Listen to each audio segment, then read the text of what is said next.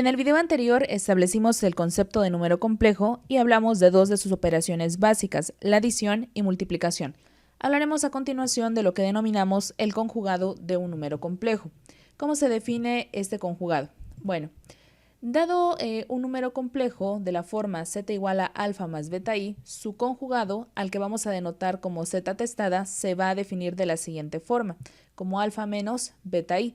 Si tú observas, en realidad lo que hicimos fue cambiar el signo de la parte imaginaria del número complejo original. Gráficamente, cuando nosotros tenemos un determinado número complejo, digamos z, su conjugado se va a obtener reflejándolo en lo que es el eje real, es decir, el conjugado de este que tenemos acá, al reflejarlo respecto a lo que es el eje real, pues pasaría a ser este de acá. Vamos a revisar algunos ejemplos. Para el caso del ejemplo 4 se nos pide calcular el conjugado de estos números y según lo que acabamos de comentar, pues eso vendría a ser sencillo porque lo único que tengo que hacer es cambiar el signo de la parte imaginaria. Por ejemplo acá, para lo que es el ejercicio 1, pues el conjugado de ese número tendría que ser 1 menos i. Vamos a denotarlo, decíamos, como z testada. Para el caso 2, z testada pasaría a ser igual a 3 más 4i. Caso 3, menos 7, menos 5i. Y finalmente, para el ejercicio 4, únicamente tenemos parte real, porque parte imaginaria aquí es 0. Por lo tanto, el conjugado de este número complejo va a ser el mismo número, es decir, menos 3. Y ya tenemos el resultado. ¿Qué propiedades cumplen el conjugado de un número complejo? Bueno, dados dos números complejos, por ejemplo, z igual a alfa más beta i y w igual a gamma más delta i, siendo estos números complejos, pues entonces se van a satisfacer las siguientes propiedades. La primera de ellas es que el conjugado del conjugado de un número complejo es el número complejo original. Eso sería fácil de determinar. Por ejemplo, ¿cuál es el conjugado de este z? Tendría que ser a menos beta i. Y si yo te pido calcular el conjugado de ese conjugado, ¿qué va a suceder con el signo? Bueno, si originalmente era positivo y pasó a ser negativo, al calcular el conjugado volvería a ser positivo. De ahí que se cumpla esta propiedad. La segunda propiedad, tenemos aquí el conjugado de la suma de dos números complejos. Ese conjugado será equivalente a tener el conjugado de z más el conjugado de w. Y eso lo podrías probar fácilmente si consideramos lo siguiente. Imaginemos que yo sumo a estos dos números complejos. Si yo realizo su suma, voy a obtener parte real con parte real más parte imaginaria con parte imaginaria. Y obtienes esto de acá.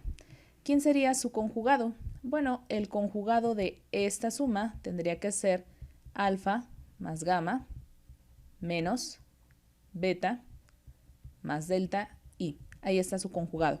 Sin embargo, yo lo quiero llevar a la forma que tengo acá. Esto lo podrías reescribir así. Realizo operaciones y obtengo alfa más gamma menos beta i menos delta i. Voy a agrupar términos. Voy a agrupar a lo que es alfa con beta y voy a agrupar a gamma con delta. De manera que obtendré alfa menos beta i y todo esto más gamma menos delta i. Observa los valores que tienes originalmente. ¿Quién sería el conjugado de z? Alfa menos beta i. ¿Y quién sería el conjugado de w? Gamma menos delta i. Observa que entonces esto que tengo acá no es otra cosa sino el conjugado de z y esto que tengo acá no es otra cosa sino el conjugado de w. Y se cumple esta propiedad. Y de manera similar puedes probar las restantes.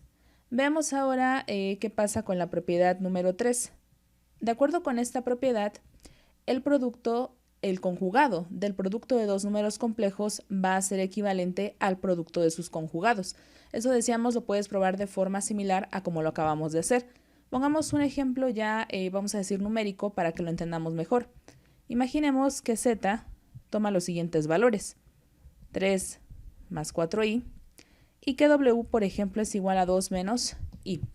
Si yo calculo el producto de z con w, voy a obtener 3 por 2, que se hace 6, menos el producto de 4 por menos 1, que se va a hacer menos 4. todo esto más, multiplico, 3 por menos 1 que se va a hacer menos 3 y todo esto más 4 que por 2 pasará a ser 8i. Hacemos operaciones, menos por menos se hace más, 6 más 4 es 10 y menos 3 más 8 pasará a ser 5i. ¿Quién es el conjugado entonces de este producto? Su conjugado tendría que ser 10 menos 5i. Veamos qué pasa si yo primero calculo los conjugados y después multiplico. Hago el conjugado de z que sería 3 menos 4i y hago el conjugado de w que pasaría a ser 2 más i. Y procedo a multiplicar el conjugado de z por el conjugado de w.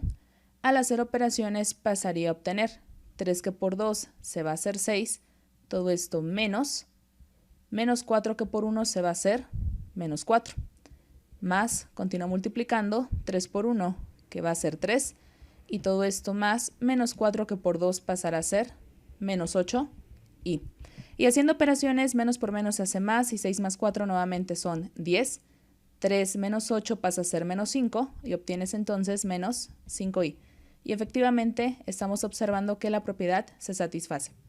Cuarta propiedad, si el conjugado, si z es distinta de 0, entonces el conjugado de w sobre z va a ser igual a la división de sus conjugados.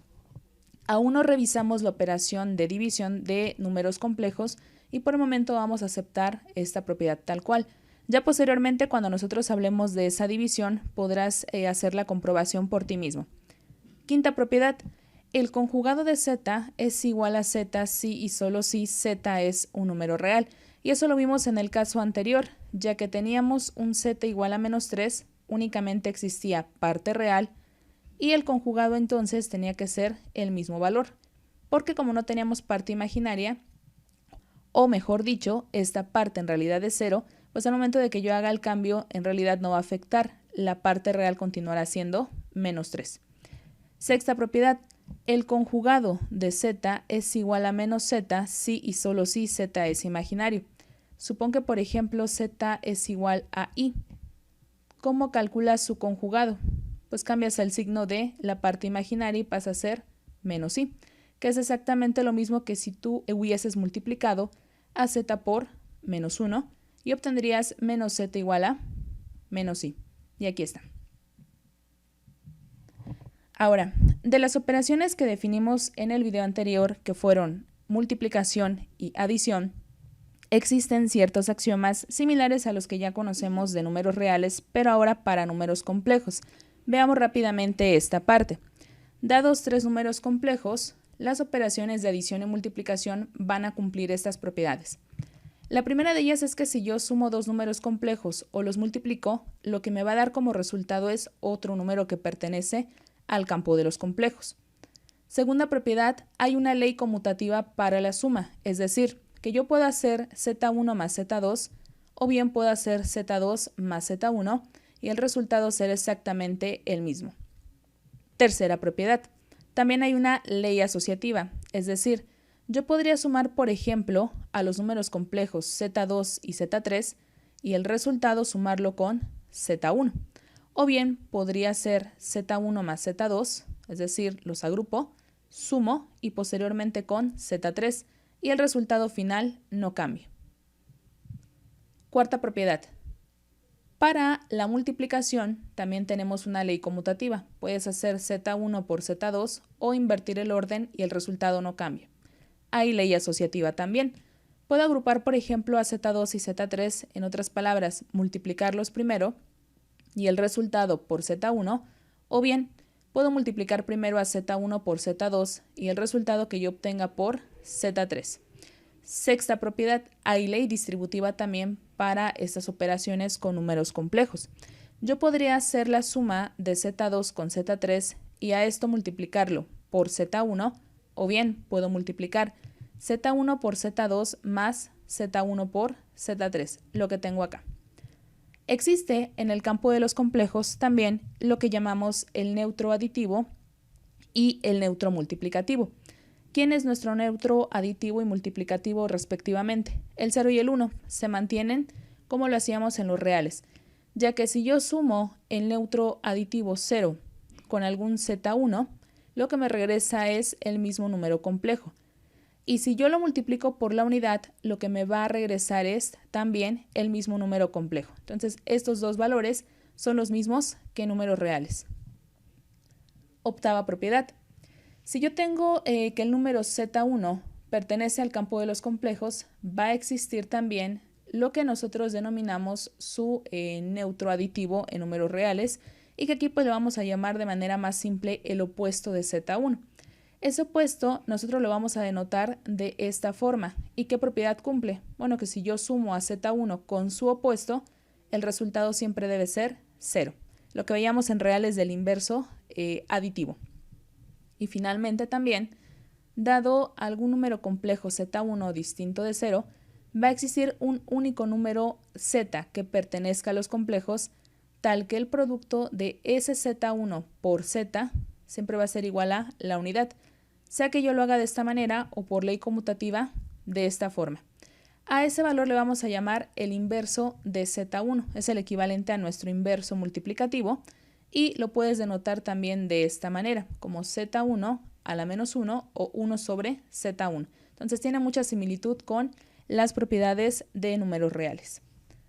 Por este video es todo, en el siguiente vamos a abordar algunas otras propiedades de los números complejos.